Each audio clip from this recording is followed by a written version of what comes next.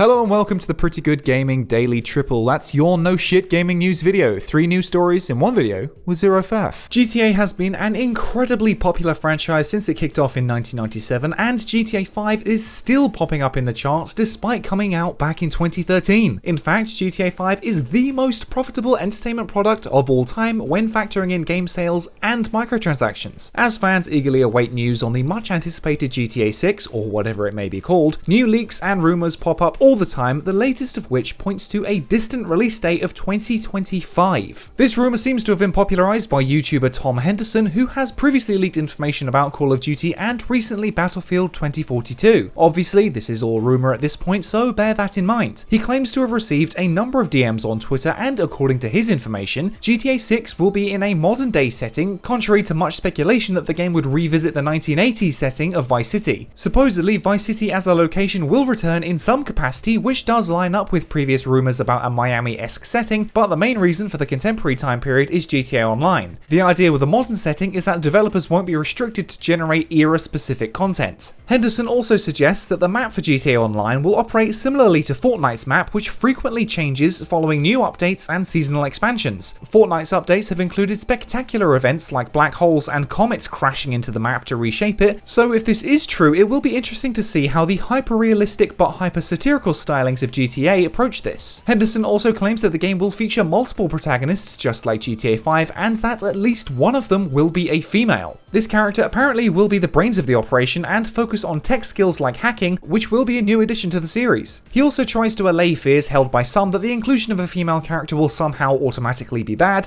and says that Rockstar are handling it in Rockstar's way. Rumours about a female protagonist popped up at the beginning of the year, again kicked off by Mr. Henderson. GTA has a diverse range of protagonists already, from the Hawaiian shirt-wearing Italian Tommy Vercetti, to the black Los Santos street gang member CJ, to the Polish expat chasing the American dream Nico Bellic, to the literal psychopath and player surrogate Trevor Phillips. The 2025 release date is supposedly in part due to Rockstar's reputation when it comes to crunch culture. Rockstar took a lot of heat, particularly around the release of Red Dead Redemption 2 for crunch culture and overworking its staff, but apparently this distant release date is partially to help avoid repeating those events. Following those accusations, Rockstar has been pretty upfront about addressing the situation, and several key senior figures have left the company, which has supposedly improved the crunch problem. This date is also due to the fact that GTA 6 will apparently launch exclusively on the new generation of consoles, in addition to PC, with the PS5 and Xbox Series X. Units of these new systems are still in pretty short supply, so Rockstar is supposedly leaving enough room for the PS5 and Xbox Series X to take up a bigger share of the market to maximize their potential profits, which does make perfect sense. Rockstar is also very unwilling to delay the game, meaning that GTA 6 won't be announced too early, and since GTA 5 is still an absolute juggernaut of a game,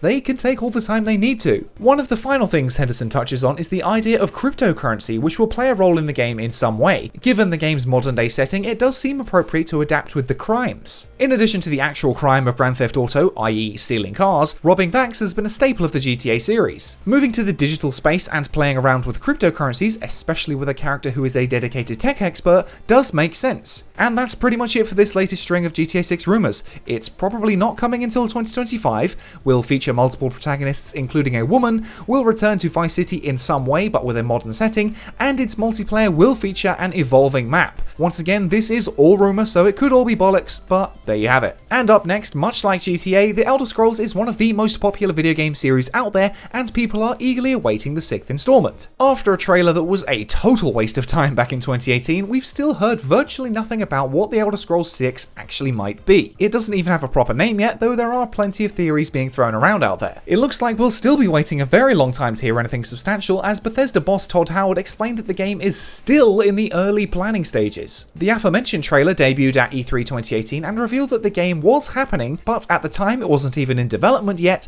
and was only in pre-production. Based on this latest information, it seems like the game still has a very long way to go before full development begins properly. Speaking with The Telegraph about Starfield, Elder Scrolls 6 and Bethesda's engine, Howard said, "The technology creation 2 is sort of built for both. It's like a new tech base. The vast majority of our development work is on Starfield right now, but everybody works on everything, so the projects kind of intertwine. It's good to think of The Elder Scrolls 6 as still being in a design phase, but we're checking the tech. Is this going to handle the things we want to do in the game? Every game will have some new suites of technology, so Elder Scrolls 6 will have some additions onto Creation Engine 2 that game is going to require. I'm sure this won't come as a shock to any of you, and no doubt some have already already sarcastically commented in response to the title alone. Starfield is currently Todd Howard's focus as he is directing the space RPG in addition to Elder Scrolls 6, so when Starfield is done, he'll move his team's efforts onto the world of Tamriel. Starfield is due to launch in November 2022, assuming it doesn't get delayed, but after that, who knows how long it will take for the Elder Scrolls 6 to release. Bethesda has taken a lot of flack over the years for relying heavily on its outdated engine, but Starfield is being built with the updated Creation Engine 2. Once Starfield is out, development is expected to move ahead full swing on the Elder Scrolls 6, and we'll have an idea of how the game may run on the new engine. Back in May last year, Bethesda's PR boss Pete Hines said that Elder Scrolls details won't really be coming until well after Starfield. Responding on Twitter to requests for Elder Scrolls info, Hines said, "It's after Starfield, which you pretty much know nothing about. So if you're coming at me for details now and not years from now, I'm failing to properly manage your expectations." The new injection of funds from Microsoft following its $7.5 billion acquisition of Bethesda means that both Starfield and the Elder Scrolls 6, as well as the many other Bethesda titles in development, should have plenty of money to play with to ensure they're not bug-riddled messes. Everyone loved Skyrim, but at the moment I have zero excitement for the Elder Scrolls 6. I've complained about that trailer a whole bunch of times already, and until I see any actual information about it, it might as well not exist to me. I'm sure that whenever some information about the story or setting comes out, I'll be much more interested, but right now it means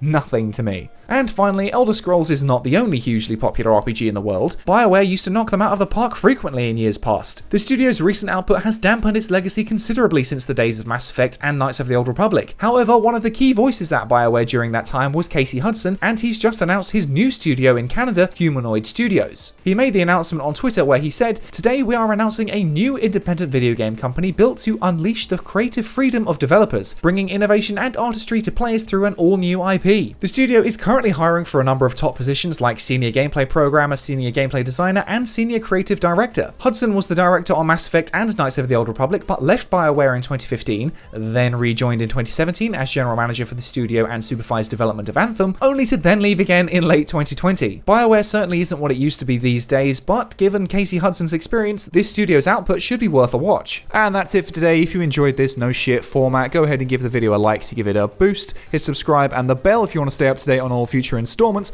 Toss a coin to your YouTuber over at patreon.com/prettygoodgaming. I've been Henry Cooper. That's all for today. Bye for now.